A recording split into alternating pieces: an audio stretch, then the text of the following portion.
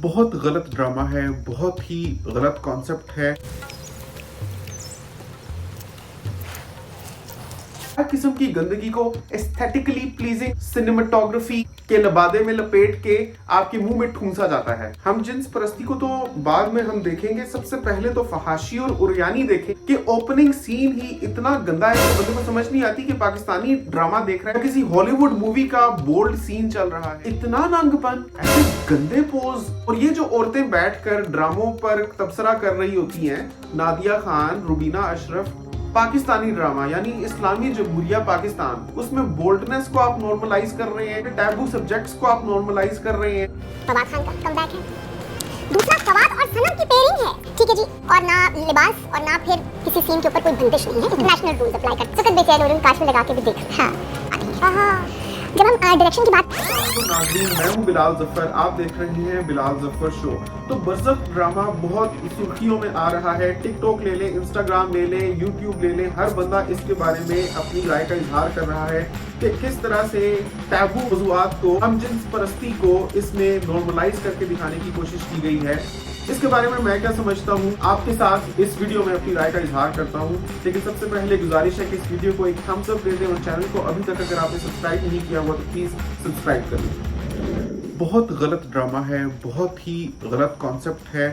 पूरी सोसाइटी को इमोशनली नंब करने की कोशिश की जा रही है, डिसेंसिटाइज करने की कोशिश की जा रही है कि अब तक जिस तरह के मौजू टैबू समझे गए हैं, हालांकि हकीकत में एग्जिस्ट करते हैं, लेकिन उनको ड्रामों के स्क्रिप्ट का हिस्सा नहीं बनाया गया, सिर्फ इस वजह से कि मुआशरती इक़दार और हमारी तहजीब तमद्दुन हमेशा मलहूज़े खातिर रहे। वरना होने को तो हमारे मुआशरे में क्या कुछ नहीं हो रहा। बच्चों के साथ जिनसी ज्यादती से लेकर कौमे लूत का अमल हमारे पाकिस्तानी मुआशरे में बहुत ज्यादा है।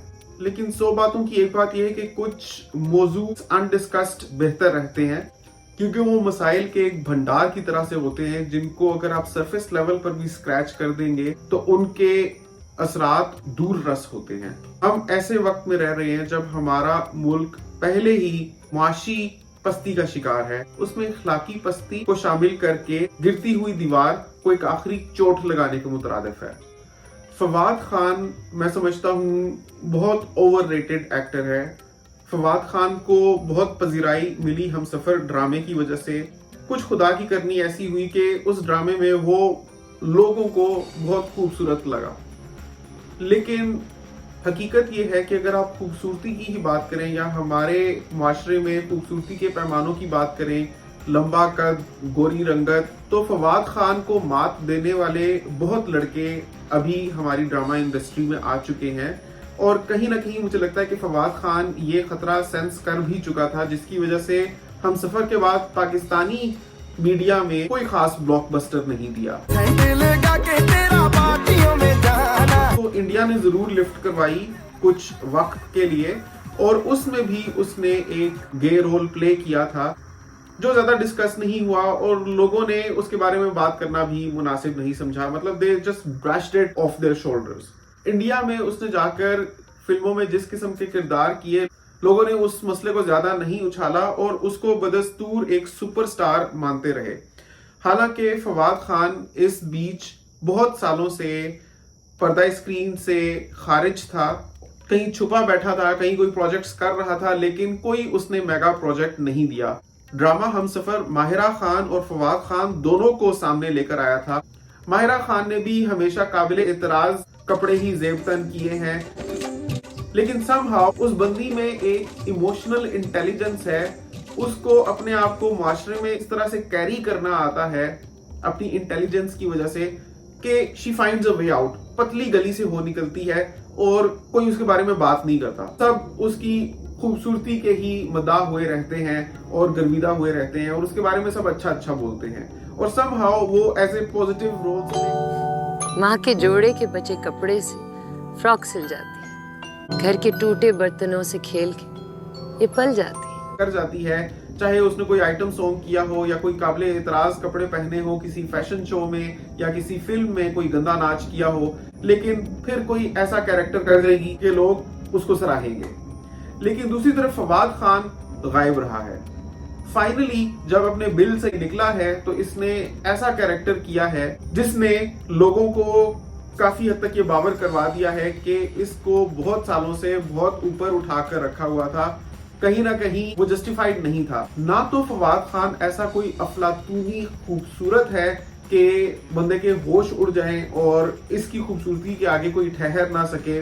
बस कोई होती है बात, खामखाई एक बंदा चढ़ जाता है, तो ये भी चढ़ गया। बरज़ख ड्रामा अब मैंने नहीं देखना। हाँ मैं गलत गालू गलत कह सकती हूँ, मैं एक मुसलमान पाकिस्तान मुल्क च रहनी। मैं कहता हूँ to hell with story line यार, to hell with beauty and cinematography. आप दिखा क्या रहे हैं और जिस किस्म का प्लॉट बनाया है, मुझे लगता है हम जिन्स परस्ती का एलिमेंट बस इसमें ठूंसा गया है, उसकी कोई जगह बनती नहीं थी। मतलब that is not well knit और well weaved into the story line. बस खामखा बस एक ये चीज डालनी है, जैसे ये ठाना हुआ था डायरेक्टर ने या स्क्रिप्ट राइटर ने या स्टोरी राइटर ने। हैरत की बात ये है कि लोग ऐसे इश्यूज पर तो ठीक उंगली उठाते हैं, लेकिन बहुत कुछ जाने देते हैं जो ठीक उनकी नाक के नीचे हो रहा होता है, लेकिन उससे आंखें मीच के रखते हैं।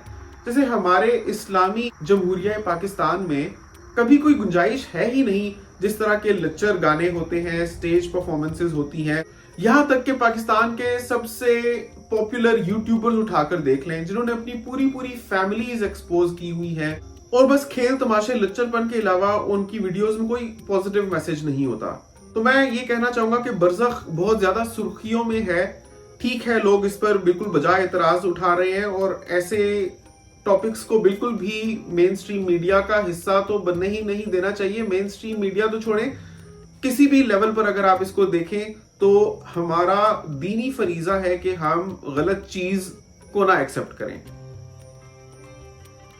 लेकिन मैं ये कहना चाहूंगा कि ये गलती सिर्फ यहीं तक लिमिटेड नहीं है, बल्कि और ड्रामों में भी देखें जिस किस्म की फहाशी चल रही है, जिस किस्म की उरियानी लोग एक्सेप्ट कर रहे हैं, वो एक्सेप्टेबल नहीं है, कभी भी नहीं होनी चाहिए थी।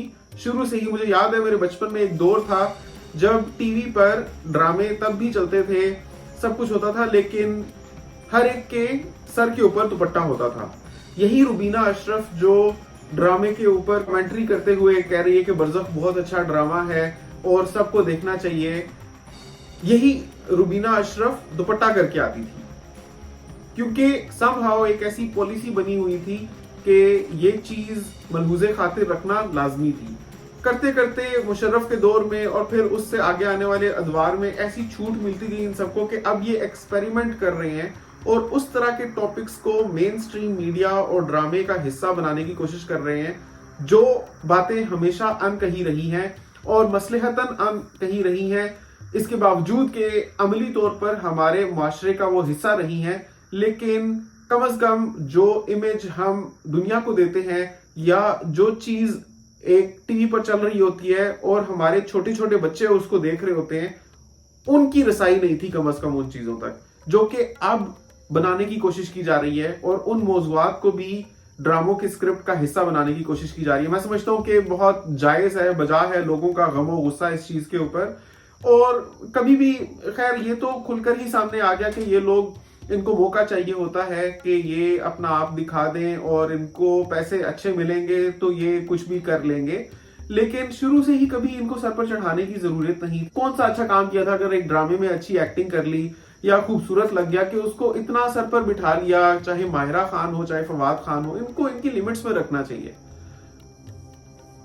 मैं तो ये समझता हूँ, आपकी क्या राय है? आपको लगता है कि इसको अनड्यू इंपॉर्टेंस दी हुई थी हमारे मुआशरे ने? जरूर कमेंट करके बताएं। आपसे मिलता हूँ अगली वीडियो में, तब तक के लिए अल्लाह हाफिज।